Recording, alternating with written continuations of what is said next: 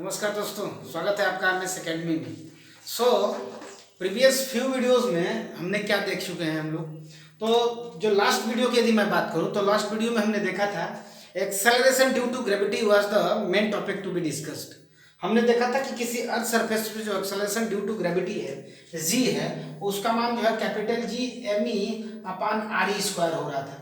तथा हमने इसमें एक केस जो डिस्कस किया था एबव द सरफेस, और जो दूसरी केस थी बिलो द अर्थ सरफेस, वो डिस्कस करने को बाकी थी।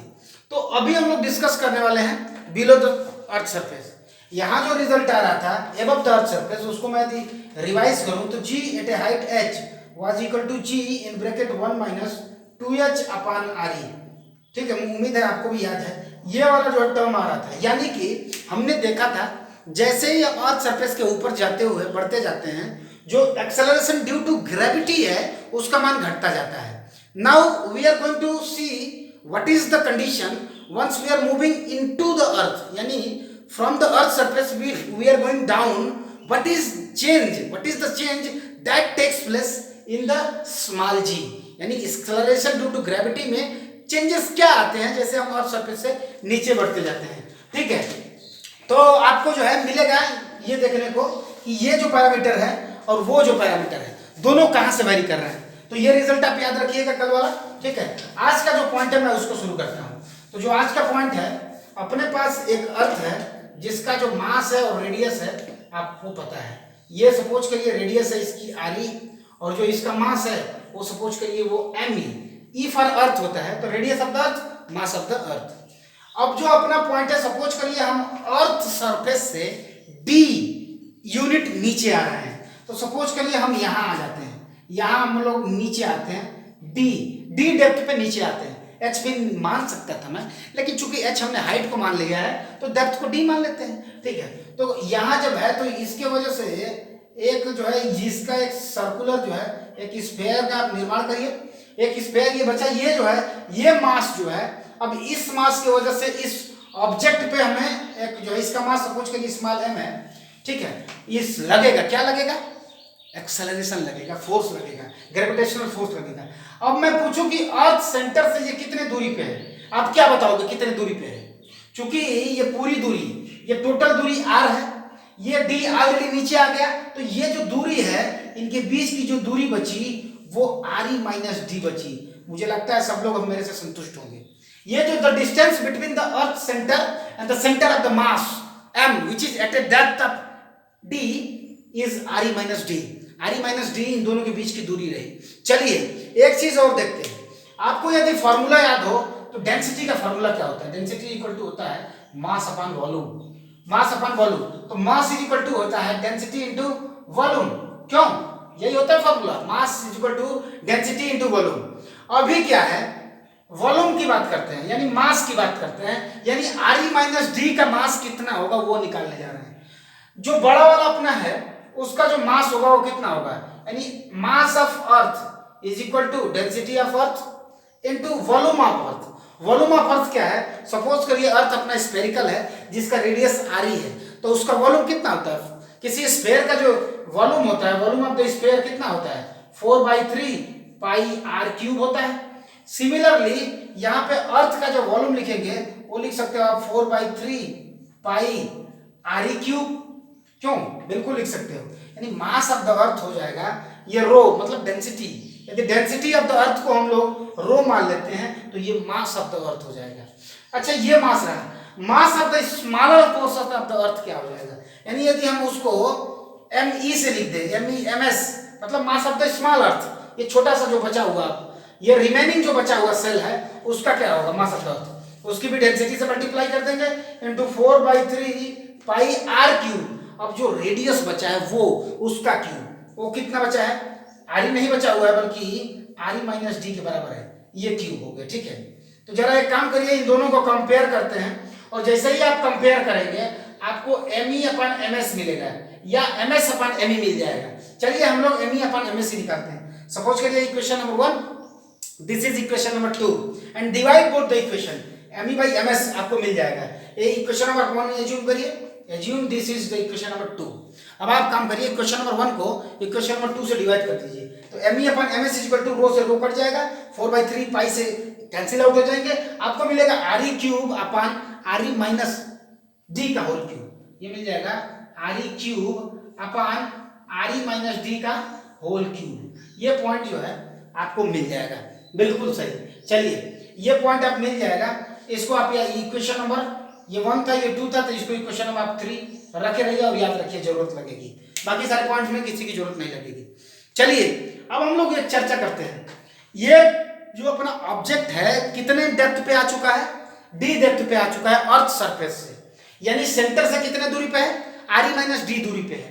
तो मैं इसको यदि लॉ ऑफ ग्रेविटेशन के अकॉर्डिंग फोर्स निकाला जाए कि कितना फोर्स अर्थ लगाएगा उस पर, तो capital F is equal to हो जाएगा मास ऑफ द अर्थ, यानी capital G mass of the अर्थ, मास ऑफ द पिंड ऑब्जेक्ट इसको एम ई मानते हैं, अपॉन डिस्टेंस का स्क्वायर, यानी आर ई माइनस डी का होल स्क्वायर। किसी को आपत्ति हमारे समय से नहीं होनी चाहिए। चलिए एक काम करिए, अब जो एम ई है हम यहां से रिप्लेस कर देते हैं एम ई को, क्योंकि एम ई तो रहा नहीं, हमको एम एस के फॉर्म में चाहिए। क्यों? बिल्कुल।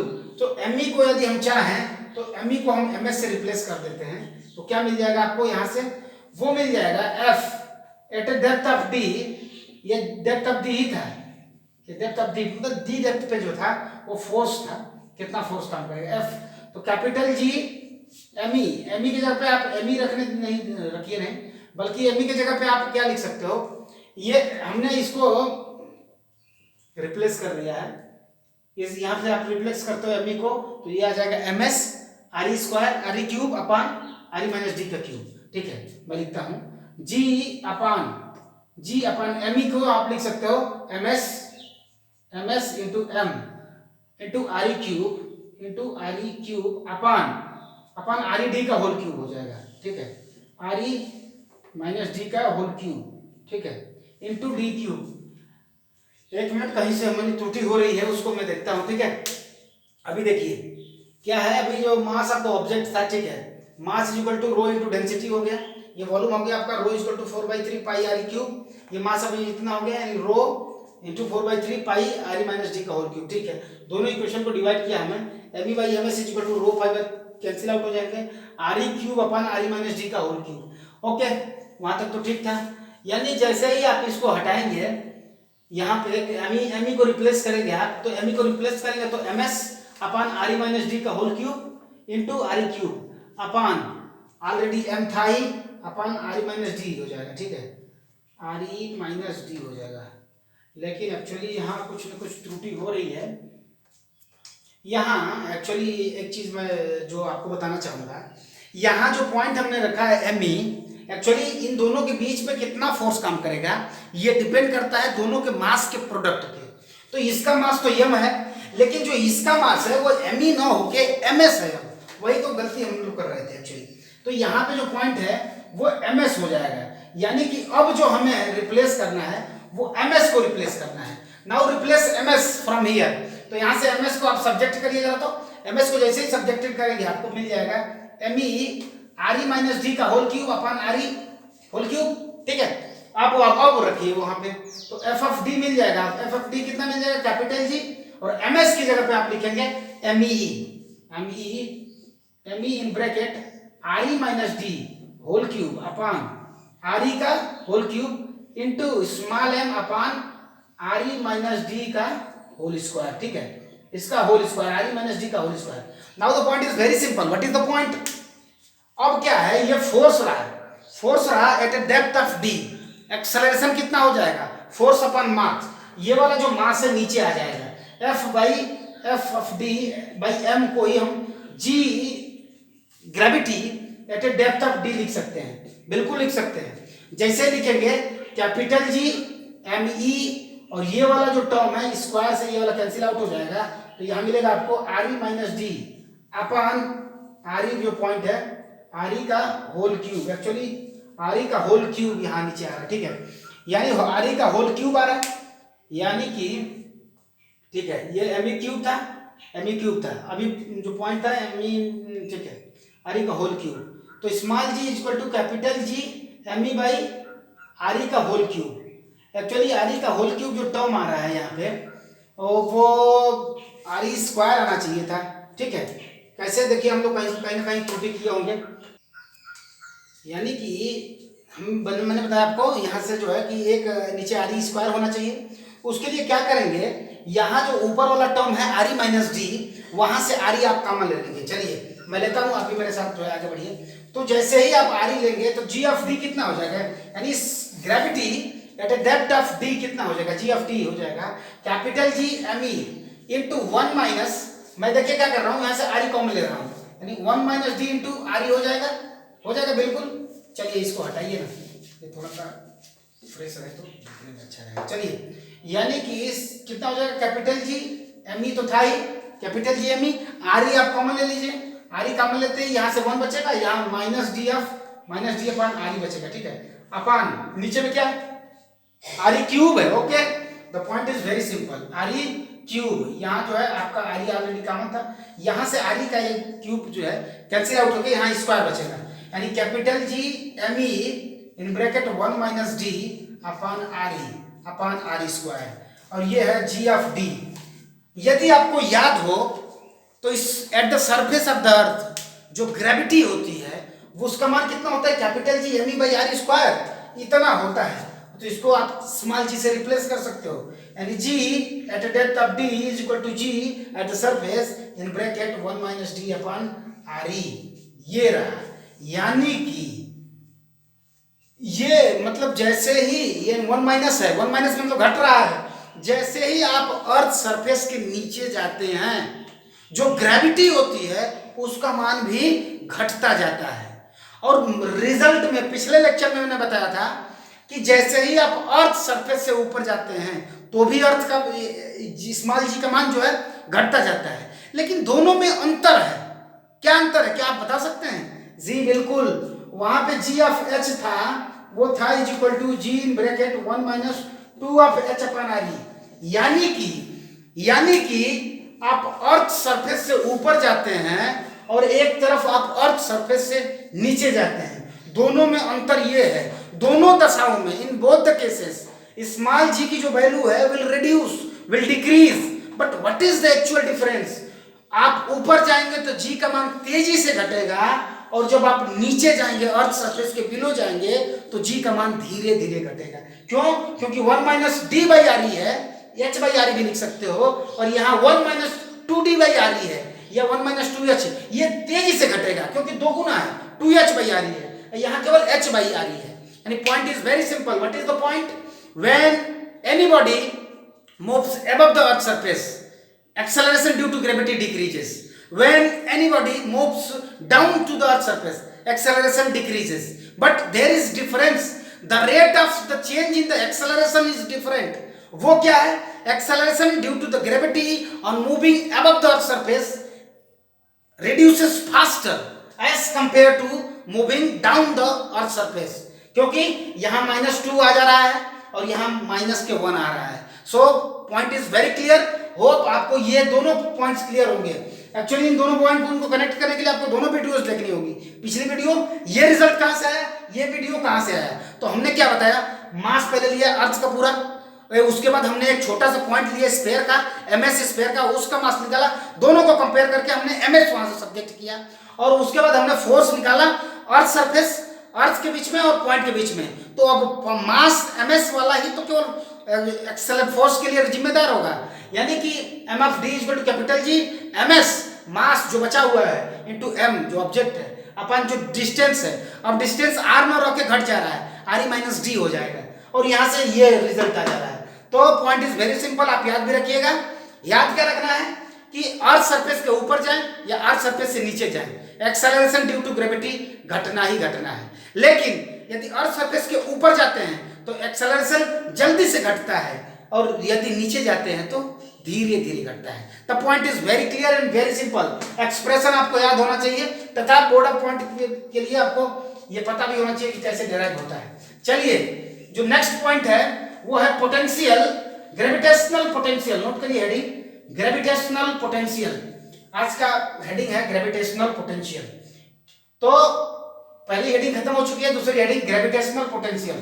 ठीक है, नोट कर लीजिए, ग्रेविटेशनल पोटेंशियल। ग्रेविटेशनल पोटेंशियल क्या है?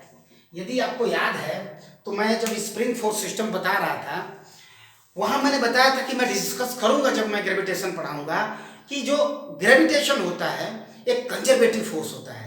कंजर्वेटिव फोर्सेस क्या होते हैं? दोज फोर्सेस जिनके द्वारा जो वर्क डन होता है केवल वो point of initial and final point पे डिपेंड करता है, यानी पाथ फंक्शन नहीं होता है, बल्कि क्या होता है, पॉइंट फंक्शन होता है। इस प्रकार के फंक्शंस को, इस प्रकार के फोर्स को हम कंजर्वेटिव फोर्स कहते हैं। तो जो अपना ग्रेविटेशनल फोर्स है वो भी एक कंजर्वेटिव फोर्स है। यानी ग्रेविटेशनल फोर्स, मैं ग्रेविटेशनल पोटेंशियल के बारे में बात किया था, यानी कोई object at a height h है तो मैंने बताया था कितनी इसमें पोटेंशियल एनर्जी। पोटेंशियल एनर्जी कहने का मतलब किसी ऑब्जेक्ट के पोजीशन पर जो डिपेंड करती है, यानी due to the position of an object जो एनर्जी उसमें स्टोर्ड होती है उसी को पोटेंशियल एनर्जी कहते हैं। यानी अर्थ सरफेस के किसी h हाइट पर कोई ऑब्जेक्ट हो तो मैंने बताया था कि जो एनर्जी होती है, एनर्जी पोटेंशियल एनर्जी जो होती है उसको मैं बताया था आपको m of g into h होती है। क्यों बताया गया था आपसे। चलिए थोड़ा सा देखते हैं ग्रेविटेशनल पोटेंशियल क्या है। यदि दो सेलेस्टियल बॉडीज हैं, दो यूनिवर्स की बॉडीज हैं, उनके बीच का पोटेंशियल क्या होगा, किन किन बात पर डिपेंड करेगा, क्या होगा, ये देखने जा रहे हैं। चलिए पहले हम शुरू करेंगे अपने ही अर्थ से, क्योंकि अर्थ एक ऐसा ग्रह है जिस पर हम निवास करते हैं। यानी जो वर्क डन होगा, वर्क डन ही पोटेंशियल होता है, वर्क डन ही पोटेंशियल होता है। और वर्क डन आपको पता है फोर्स इनटू डिस्प्लेसमेंट होता है। क्यों नहीं पता आपको? Work done is equal to force into displacement, बच्चा बच्चा जानता है। चलिए ग्रेविटेशनल फोर्स क्या होता है? Capital G M upon RE square. क्यों? बिल्कुल D की जगह पे आप D लिख दीजिए, dr लिख दीजिए, यहाँ R स्क्वायर लिखिए, यहाँ R स्क्वायर ले लेते हैं, R स्क्वायर इंटू dr ले लेते हैं। ठीक है, और ये जो है ये इसको यदि हम इसी को इंटीग्रेट कर दें, कहां से कहां तक? R1 से लेके R2 तक, यानी किसी पोजीशन, एक पोजीशन से लेकर दूसरे पोजीशन तक कोई ऑब्जेक्ट डिस्प्लेस हो रहा है तो वर्क डन होगा, और वही वर्क डन पोटेंशियल कहलाता है। इसको हम लोग कहेंगे, इसी को हम लोग कहेंगे वर्क डन। ठीक है, यही है work done. Work done is equal to integration of force, ये हमने फोर्स लिखा, कौन सा फोर्स था? ग्रेविटेशनल फोर्स था, capital G M upon RE square into dr। जैसे ही आप इसको इंटीग्रेट करेंगे आपको मिल जाएगा -G M अपान नहीं, बल्कि इसको इधर ही रखने दीजिए। 1/RE को जैसे इंटीग्रेट करेंगे उसके वजह से माइनस साइन हमने बाहर लिख दिया पहले से, ये हो जाएगा 1/R, ब्रैकेट में हो जाएगा ये R1 इंटू R2। जैसे ही आप लोअर लिमिट और अपर लिमिट रखेंगे जो आपको मिलेगा वो क्या मिलेगा वो समझिए आप। इसको आप जैसे ही रखेंगे V, ये W इक्वल टू क्या लिख देंगे? -G M इन ब्रैकेट क्या मिलेगा? जैसे ही रखेंगे R2, 1/R2 minus 1/R1, 1/R2 minus के 1/R1। ओके, ये रहा आपका पोटेंशियल। इसी को हम V से रिप्रेजेंट करते हैं, और V से रिप्रेजेंट करते हुए हम लोग क्या कहते हैं कि जो अपना V होता है, यानी V मतलब potential due to the gravity, potential due to the gravity, potential due to gravitation की वजह से पोटेंशियल। सपोज करिए इन दोनों के बीच की दूरी यदि r हो तो ग्रेविटेशनल पोटेंशियल जो होता है कैपिटल G नहीं, कैपिटल G मैं बोल रहा हूं, उसको V से डिनोट करते हैं। V equal to minus capital G M1 that is the mass of the object 1, M2 that is the mass of the object 2 upon R। ये आप नोट कर लीजिए, और यही आपको याद होना चाहिए, यही वेरी इंपॉर्टेंट है, ये आपको हमेशा याद रहना चाहिए। पोटेंशियल कितना होता है? नेगेटिव साइन के साथ होता है, ये तो हमेशा दिमाग में रखिए। जो ग्रेविटेशनल पोटेंशियल होता है हमेशा नेगेटिव साइन के साथ होता है। मास ऑफ ऑब्जेक्ट 1 M1 है, मास ऑफ ऑब्जेक्ट 2 M2 है, उनके बीच की दूरी r है, तो ग्रेविटेशनल पोटेंशियल जो होता है minus of capital G M1 M2/r के बराबर होता है। यदि आपको याद है तो हमने फोर्स निकाला था, क्या फोर्स निकाला था? Gravitational force minus capital G M1 M2/r square. यानी फोर्स और ग्रेविटेशनल पोटेंशियल में क्या अंतर है? ये प्रोपोर्शनल होता है 1/r के, और ये प्रोपोर्शनल होता है 1/r स्क्वायर के। यानी कि यदि दूरी बढ़ती जाए, यदि r बढ़ता जाए, तो ये भी देखिए, यदि ये r बढ़ता जाए देखिए चाहे घटता जाए कुछ भी करिए, यदि रेडियस बढ़ती जाए यानी दूरी, दो ऑब्जेक्ट दूर होते जाए, जैसे ये बढ़ेगा पोटेंशियल घटता है, तो उनके बीच का जो सिस्टम है, सिस्टम का पोटेंशियल क्या होगा, घटता जाएगा। ये बढ़ेगा तो ये घटेगा ना। जैसे ही उनके बीच की दूरी बढ़ती जाती है पोटेंशियल घटता जाता है। जैसे दूरी बढ़ती जाती है ग्रेविटेशनल फोर्स भी घटता जाता है, लेकिन ग्रेविटेशनल फोर्स जल्दी से घटता है, पोटेंशियल धीरे धीरे घटता है। ये बात मैं बताना चाहता था आपको कि क्योंकि ये 1/r है, ये 1/r² है, यानी कि कोई आपसे ये पूछे कि ग्रेविटेशनल पोटेंशियल और ग्रेविटेशनल फोर्स यदि किसी ऑब्जेक्ट प्लेस्ड है एट ए आर डिस्टेंस, इनको डिस्प्लेस किया जा रहा है तो कौन तेजी से घटेगा, तो ग्रेविटेशनल फोर्स का मान तेजी से घटेगा, जबकि ग्रेविटेशनल पोटेंशियल का मान धीरे धीरे घटेगा। समझ पा रहे हैं आप बात को? होप आप इससे कंफर्टेबल हैं। इसे ही बोलते हैं ग्रेविटेशनल पोटेंशियल, जो डिपेंड करता है कैपिटल जी का मान 6.67 × 10⁻11 दोनों ऑब्जेक्ट्स के मास पे। किनका कितना मास है, इतना इसका मास सपोज करिए, इसका मास है, ये m1 है, ये m2 है और ये r दूरी पे है, तो ये एक सिस्टम है। इस सिस्टम का पोटेंशियल हो जाएगा -g कैपिटल m1 m2 अपान r² इंटू r हो जाएगा केवल, ठीक है, इंटू r, ये पोटेंशियल हो जाएगा। इस सिस्टम का पोटेंशियल हुआ इतना, इस सिस्टम का निकाय की ऊर्जा है, संचित ऊर्जा है। When we talk about the force, force कितना हो जाएगा इसी सिस्टम के लिए, उसका मान हो जाएगा कैपिटल G m1 m2/r²। एक बात और है, यानी फोर्स और पोटेंशियल में कौन अंतर है, ये नेगेटिव साइन के साथ आता है, जबकि फोर्स पॉजिटिव साइन के साथ आता है। इसमें r² होता है, क्यों, पोटेंशियल में r होता है, जबकि फोर्स में r² होता है। ये आप चीजें देख सकते हो, यानी पोटेंशियल धीरे धीरे घटेगा, फोर्स जल्दी से घटेगा। ये भी कह सकते हैं कि पोटेंशियल यदि दो ऑब्जेक्ट को एक साथ एक नजदीक में ले आते हैं तो क्या होगा, जो पोटेंशियल होगा धीरे धीरे बढ़ेगा, जबकि ये जो r का मान मतलब फोर्स है वो जल्दी से बढ़ेगा। That is what the difference between the force and the potential is there. तो कोई यदि ये कहे, आपको कोई सिस्टम दे दे जिसका मासेस दिया हो, रेडियस दिया हो, तो यदि आपको निकालना हो उनके बीच का कितना पोटेंशियल, तो पोटेंशियल आप आराम से क्या कर सकते हो, निकाल सकते हो इस फॉर्मूले की मदद से, -g capital G m1 m2 अपान r²। यदि सिस्टम में कई सारे हैं तो सबके लिए आप निकाल सकते हो, ठीक है। और ये चूंकि पोटेंशियल है, एक स्केलर क्वांटिटी है, तो इजीली ये जुड़ भी जाता है, ठीक है। इजीली आप v1 निकाल दीजिए, v2 निकालिए, v3, यानी पोटेंशियल सपोज करिए, मैं एक बार बता के आपको बता भी देता हूँ ताकि आपको ये कंफर्म हो जाए, कोई डाउट ना रहे। जब हम न्यूमेरिकल करेंगे इन सारे पॉइंट्स पे फोकस करेंगे, ओके, दैट्स माय प्रॉमिस। चलिए, ये अपना सिस्टम रहा। सपोज करिए अपने पास सिस्टम है जिसमें 3 जो है मासेस हैं, m1 ये रहा आपका m2 और ये जो ऑब्जेक्ट है इसका मास m3 है। ये m1 रहा, ये m2 रहा, ये m3 रहा, ठीक है। तो मास m1, मास m2, मास m3, इनके बीच की दूरी मान लीजिए r है, ये r1 रहा, ये सपोज करिए r2 है, दोनों के रेडियस एक्चुअली सेम मानिए, ठीक है। ये r मानिए, ये भी r, ये भी r, ये भी r, ठीक है।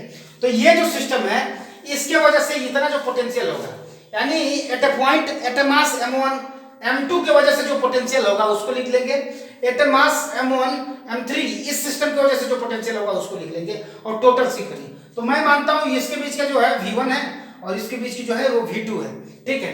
इसके बीच का v1 है, इस बीच v2 है, ठीक है। तो इस पर जो टोटल पोटेंशियल काम करेगा वो कितना काम करेगा, एट मास m1 जो पोटेंशियल होगा इस वो कितना काम करेगा। सिस्टम का पोटेंशियल पूछेगा तो यहाँ पर एक पोटेंशियल, यहाँ पे एक पोटेंशियल, एक पोटेंशियल यहाँ पे, इस सिस्टम में 3 पोटेंशियल हो जाएंगे। लेकिन मास m1 पे पोटेंशियल पूछे तो केवल इसको लिख लेंगे और इसको लिख लेंगे, और फॉर्मूला कौन सा लगाएंगे, -G m1 m2/r।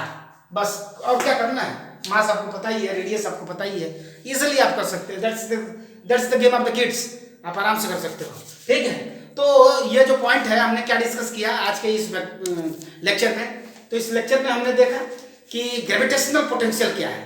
Gravitational potential को हमने बड़े ही गहराई से देखा। ग्रेविटेशनल पोटेंशियल जो है किसी भी ऑब्जेक्ट का वो एनर्जी होता है, वो एनर्जी होता है जो इसके पोजीशन की वजह से हुआ है। चूंकि इस यूनिवर्स में जहाँ भी हो उसमें कुछ एनर्जी होगा, तो उस एनर्जी को ज्ञात करने के लिए हमने एक फॉर्मूला ड्राइव किया, -G m1 m2 अपान r²। तथा साथ ही साथ हमने ये भी देखा कि एक्सेलरेशन ड्यू टू ग्रेविटी जो कि अर्थ सरफेस के नीचे यदि हम जाते हैं तो ग्रेविटी में क्या चेंज आता है। तो ये बात हमने देखा कि ग्रेविटी जो है घटती जाती है, और हमने कंपैरिजन भी किया कि कैसे अर्थ सरफेस के ऊपर तेजी से ग्रेविटी का मान घटता है और नीचे जाने पर धीरे धीरे घटता है। जो नेक्स्ट वीडियो अपना आने वाला है उसमें हम लोग देखेंगे एस्केप वेलोसिटी क्या है, ये कि किसी ऑब्जेक्ट को हम किस वेलोसिटी से ऊपर की तरफ उछाल दें कि वह पुनः वापस नीचे ही ना आए, यानी अर्थ सरफेस के एटमॉस्फेयर से बाहर चला जाए, यानी अर्थ के बियॉन्ड चला जाए। ठीक है, ये सर इस पॉइंट पे हम लोग कल फोकस करेंगे, तब तक डेराइव भी करेंगे वो वेलोसिटी कितनी होगी, किन किन पैरामीटर पे डिपेंड करेगी। तो मिलते हैं आपको नेक्स्ट वीडियो में इस बात के साथ कि एस्केप वेलोसिटी, तो आप पढ़िएगा भी एस्केप वेलोसिटी क्या है, नेक्स्ट वीडियो में मैं बताऊंगा भी आपको। तो चलिए, थैंक यू वेरी मच।